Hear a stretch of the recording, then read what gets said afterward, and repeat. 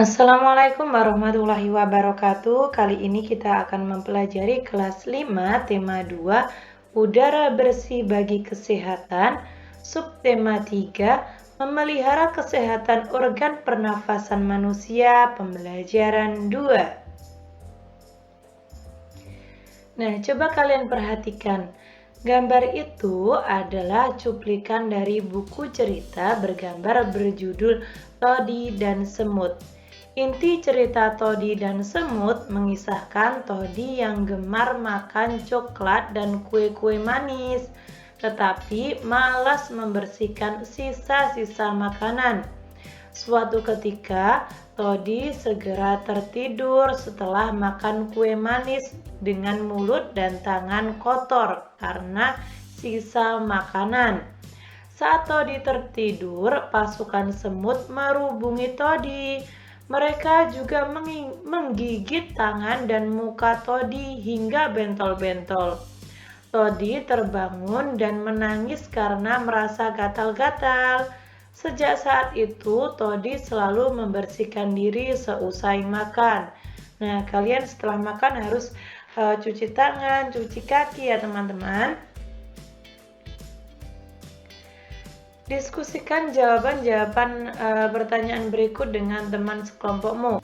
Apakah gambar tersebut mendukung cerita? Ya. Kenapa? Karena gambar tersebut memudahkan pembaca dalam memahami suatu penjelasan atau cerita.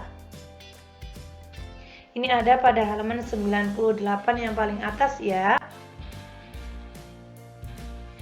Lalu di sini juga ada gambar cerita teman-teman. Kak Diko membeli ikan. Ikan dipindahkan ke dalam akuarium.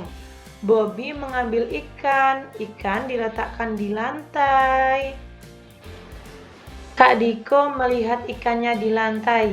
Kak Diko bertanya kepada ibu, "Ibu, mengapa ikanku di lantai?" Bobby menghampiri kakaknya. "Aku yang memindahkannya, Kak. Kasihan ikannya kedinginan."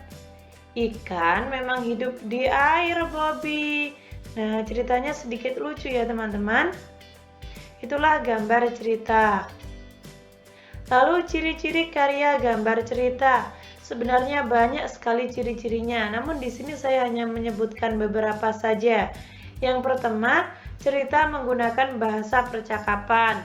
Bahasa yang digunakan sederhana, kandungan atau isi cerita menggiring pembaca memiliki rasa kepahlawanan.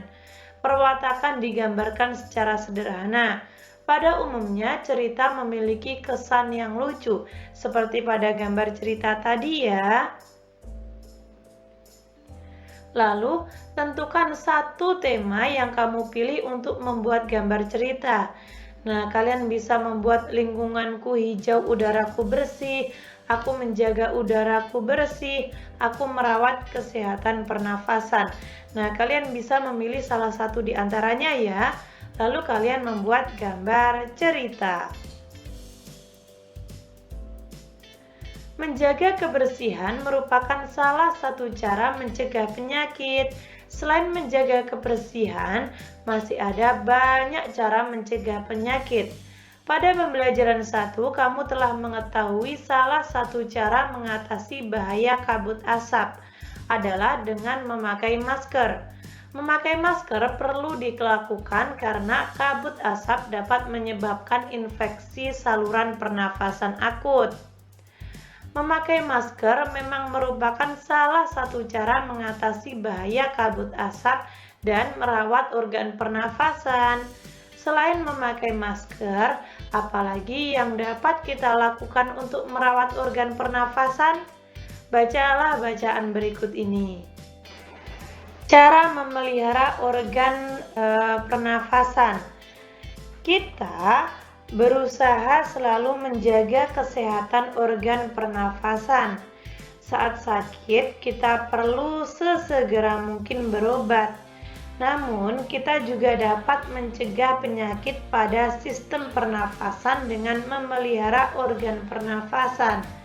Berikut cara-cara memelihara organ pernafasan. Yang pertama, menjaga kesehatan organ pernafasan. dengan makan makanan bergizi, berolahraga, istirahat yang cukup, dan posisi tidur yang benar.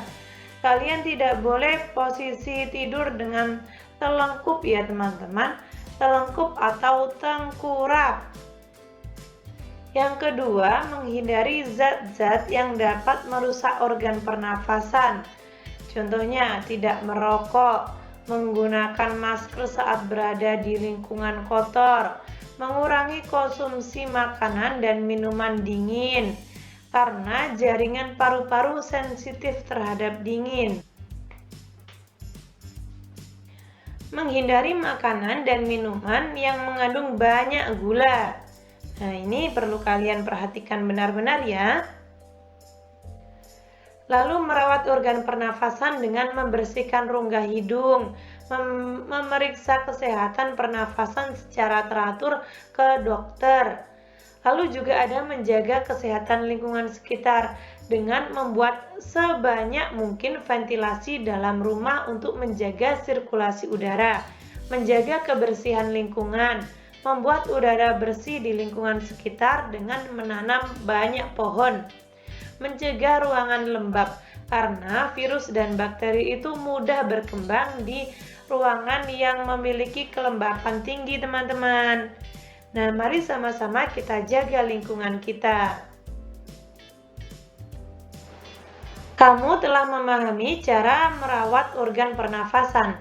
Buatlah kelompok bersama 5-6 orang temanmu. Buatlah poster tentang cara merawat organ pernafasan. Pada pembelajaran 5 nanti, kamu dan kelompokmu akan mempresentasikan poster yang telah kalian buat tersebut. Nah, contoh poster itu gimana sih, Kak? Contohnya seperti ini, teman-teman. Nah, ini adalah contoh poster ya.